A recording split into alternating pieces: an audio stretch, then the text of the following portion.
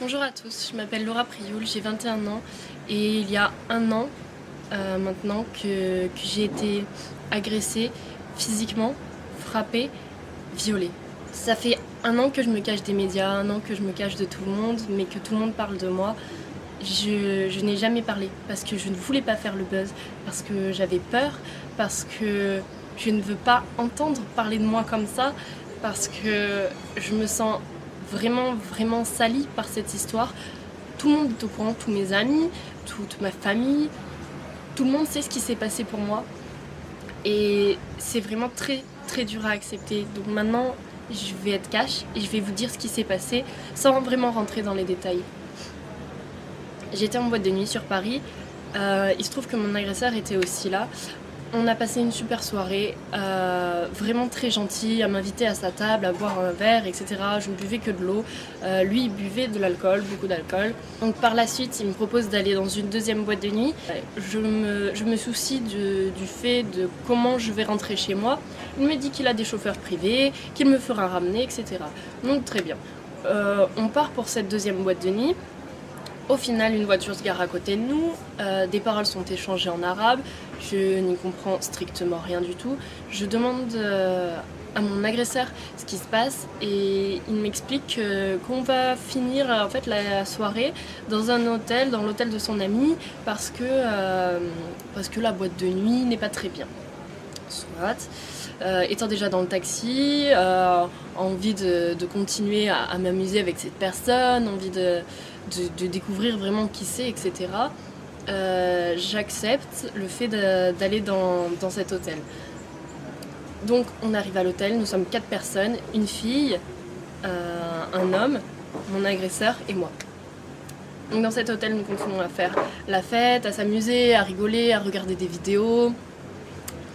On a dû quitter la chambre d'hôtel en fait parce qu'on faisait du bruit et il nous a dit oui, dans ma chambre d'hôtel on peut y aller, on peut faire du bruit, j'ai tout l'étage, personne nous entendra, alors on peut continuer là-bas. Donc très bien, on décide de tous aller là-bas. Donc je demande à la fille si elle vient et au mec, ils me disent que oui, qu'ils doivent parler avant, qu'ils vont arriver, qu'ils prendront un autre taxi. Donc nous on descend, on prend un premier taxi, on va à l'hôtel, persuadés que les personnes allaient nous rejoindre à l'hôtel pour continuer cette fête, on va dire. J'y vais sereinement.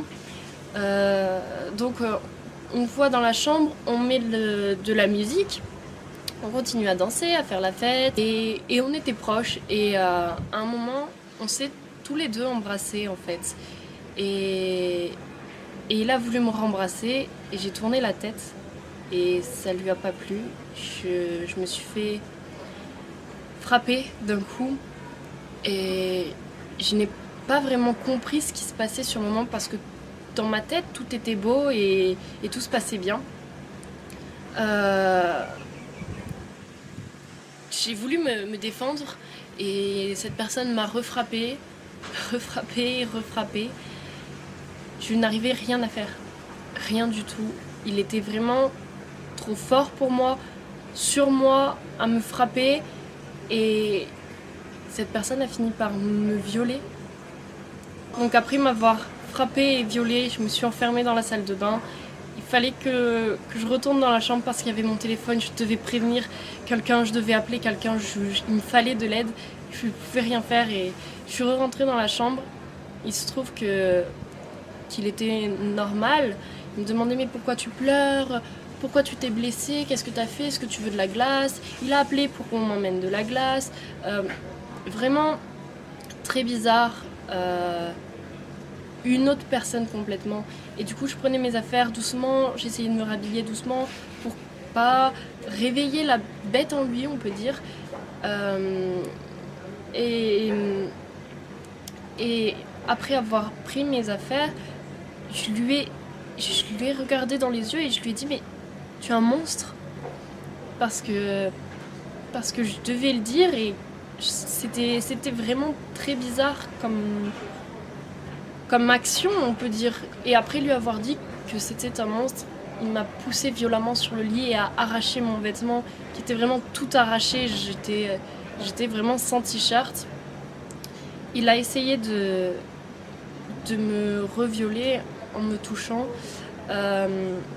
étant couché sur moi, sauf que j'ai saisi sa gorge pour le stopper en fait. Je l'ai étranglé et il en a fait de même, il m'a étranglé aussi, mais il serrait tellement fort que je n'arrivais vraiment plus à respirer. Et honnêtement, je vais vous dire, j'ai eu vraiment très peur pour ma vie, j'ai vraiment peur de finir comme ça parce que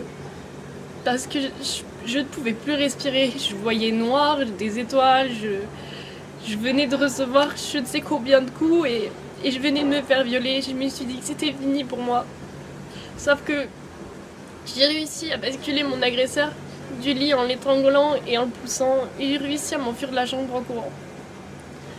Il y a une personne qui m'a aidée dehors, après je me suis enfermée avec une femme de ménage dans une chambre qui m'a aidée.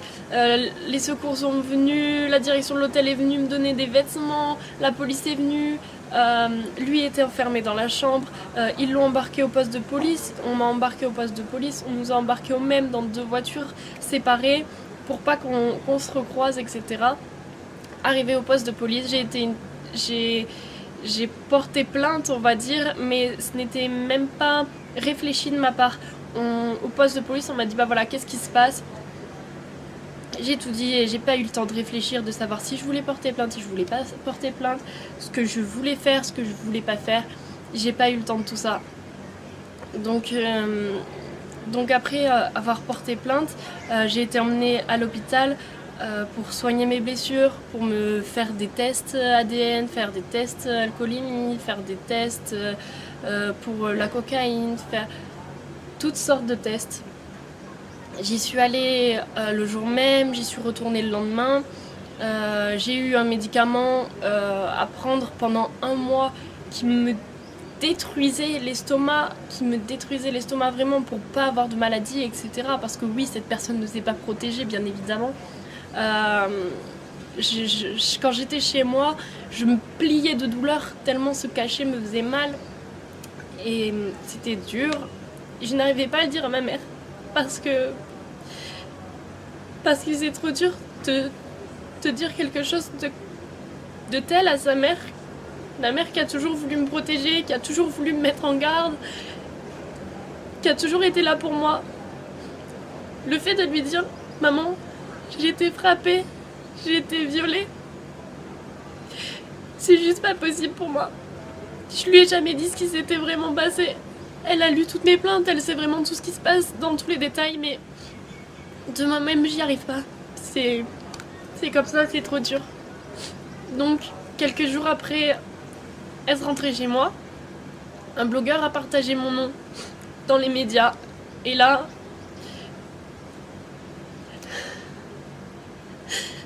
j'ai toute ma vie, on peut dire, qui s'est écroulée ce jour-là.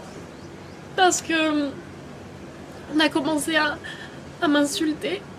On a commencé à me traiter de tous les noms. On a commencé à me menacer de mort. On a commencé à me menacer de tout ce que vous voulez. On a commencé à me dire vraiment des choses qui blessent. On a commencé à contacter mes grands-parents, à contacter ma mère, à contacter mes amis, savoir qui j'étais, à me contacter, à m'insulter, à me rabaisser, à m'inventer des histoires, à faire énormément de choses comme ça. J'ai eu tellement de menaces, j'ai vu tellement de commentaires sur moi. Je ne voyais aucun commentaire positif me concernant. Énormément de gens parlaient, énormément de gens m'insultaient, mais personne ne me soutenait, à part ma famille et mes amis.